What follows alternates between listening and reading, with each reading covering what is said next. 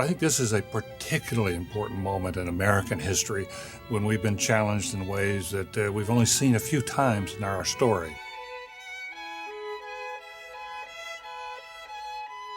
And today there's the challenges not only of terrorism, there are just a long list of challenges that are building up that unless we address them in this moment, our children and grandchildren could face lives that are much darker and less hopeful than our own.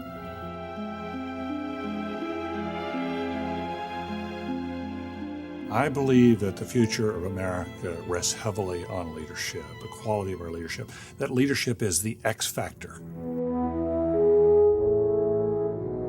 Let us not seek to satisfy our thirst for freedom by drinking from the cup of bitterness and hate. Let us never negotiate out of fear, but let us never fear to negotiate. We, as Americans, have the capacity to preserve this last and greatest bastion of freedom. America's leadership and prestige depend upon how we use our power Leaders must be in tough the enough interest to fight, of world, tender enough to cry, and resilient enough to bounce back and keep on moving.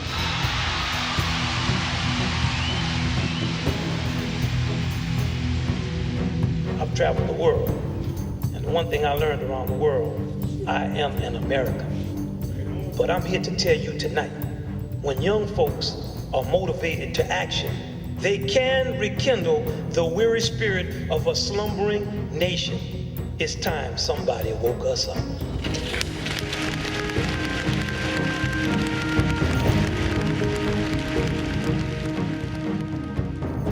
I do believe there are many, many leaders among us.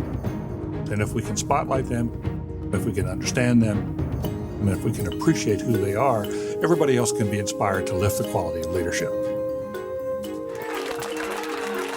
I want to tell you that the risk of failure was not very far. I mean, we are pushing the limit.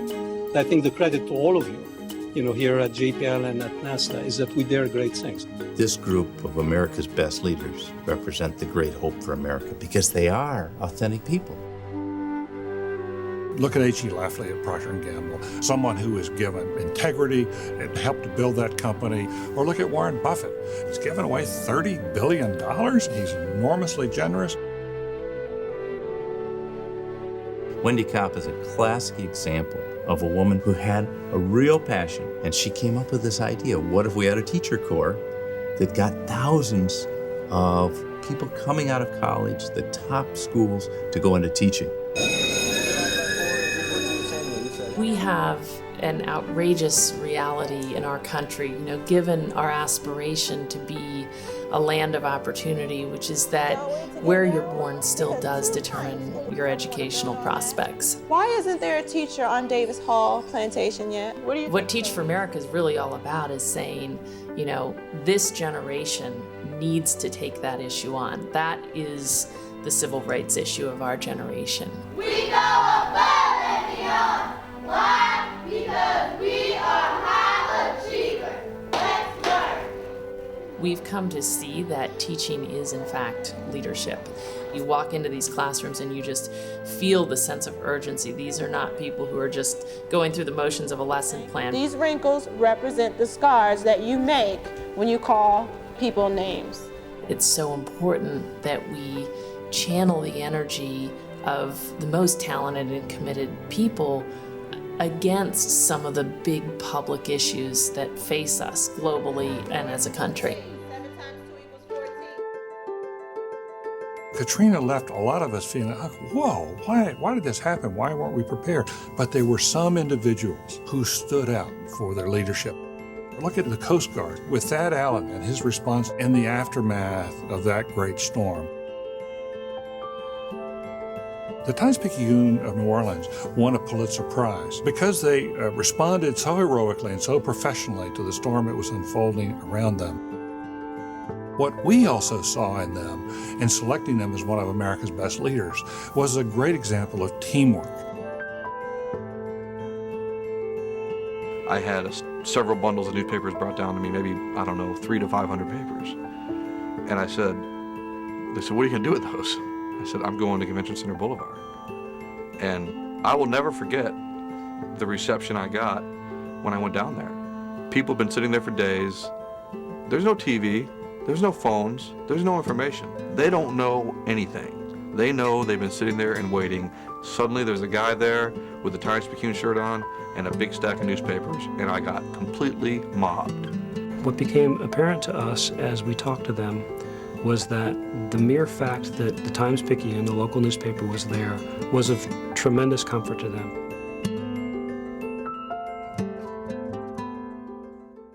This America's Best Leaders Project is spotlighting those individuals that you can look to and say, wow, you know, one day I'd like to walk in the footsteps of Marilyn Carlson Nelson. It's true that the perception of American business is not what we'd like it to be, and it's true that the perception right now of America is not what we would like it to be. Each of us has to try to address that in our own way. It's truly motivated by trying to change behavior that will make people increase their well-being. The obstacles and advantages of being a woman leader is an interesting question. The studies show that if less than 20% of any group is represented in a larger group, they are vulnerable to stereotyping. It's why I'm so proud that in Carlson, nearly 40% of our executives are now women. This is fantastic. My dad didn't have a son, and he was very disappointed when I wasn't a son, and then when my sister wasn't a son, he was just practically despairing. He was constantly raising the bar in terms of expectations, and I don't think he ever resolved until the day he made me CEO. To my daughter, Marilyn Carlson Nelson.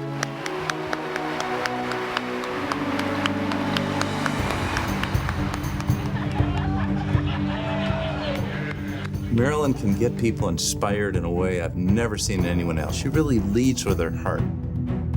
When I say she's one of the great CEOs of the world, I'm not saying one of the great female CEOs of the world. She's one of the great CEOs of the world.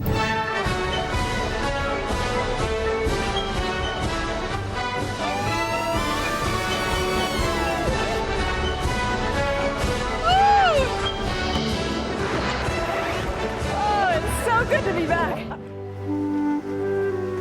There are terrific individuals who are showing the way, like Eric Lander working at Harvard MIT on the human genome and what difference it can make in healthcare. You know, I'm a somewhat unlikely character to be a leader in the Human Genome Project because my original background is in pure mathematics, which is about as far away from things like biomedicine as you could imagine. It's made me acutely aware of how important it is to lead by pulling together a diverse team. That kind of teamwork with individuality is not something science had, or at least biological science has had a lot of experience with. The Human Genome Project was our first real example of that.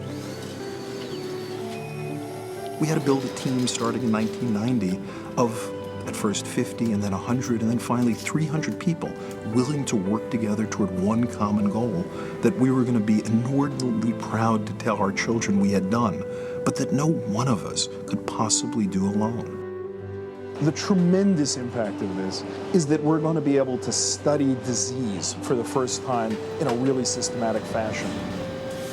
In 5 different locations. I try very hard at the beginning of a project not to tell people what's generally regarded as impossible. That's, for me, what the excitement of leadership is watching a group come together and take on something generally regarded as crazy and knock it off.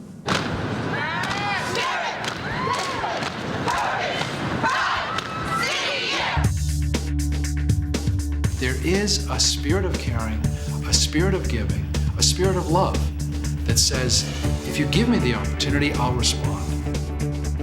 Spirit, discipline, purpose, and pride. If you learn those things, you have a sense of civic power, and you can learn almost anything else about how to change the world.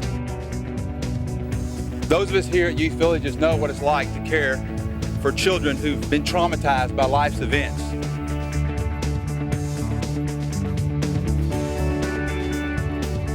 One of the hopes about this country is we have so many people who want to either go into the nonprofit world or go into the for-profit world and make a difference in the quality of our society.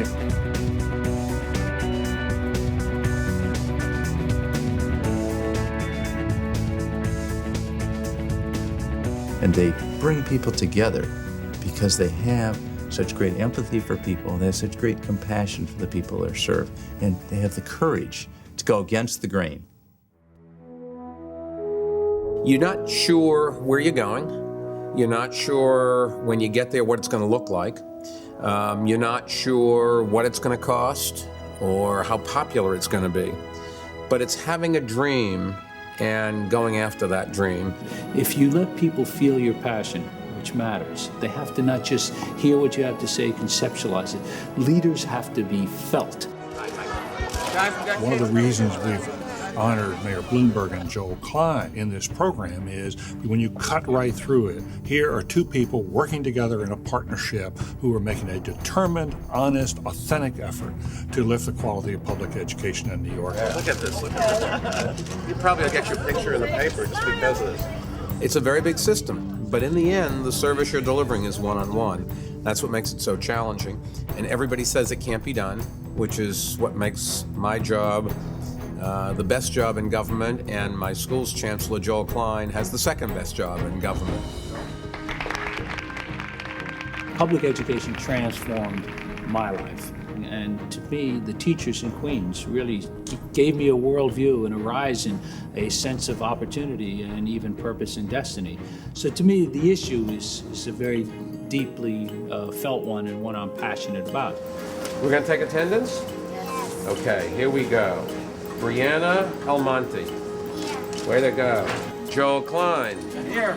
Bo Bauer. When people look at Mayor Bloomberg, I think they see him as a leader and they see him as an effective manager of governmental services. And I think people respond to that. I think they see a sense of determination and leadership that's, I think, quite unique in public life. America's Best Leaders is intended to recognize those individuals among us who are role models, who can inspire the next generation to carry forth this great project that we call America. Being a leader is having the courage to stand by your convictions. To be trustworthy. How can you bring out the best? Teaching is, in fact, leadership. You've got to lead people with your heart. America's Best Leaders honors those who are honoring us through their leadership.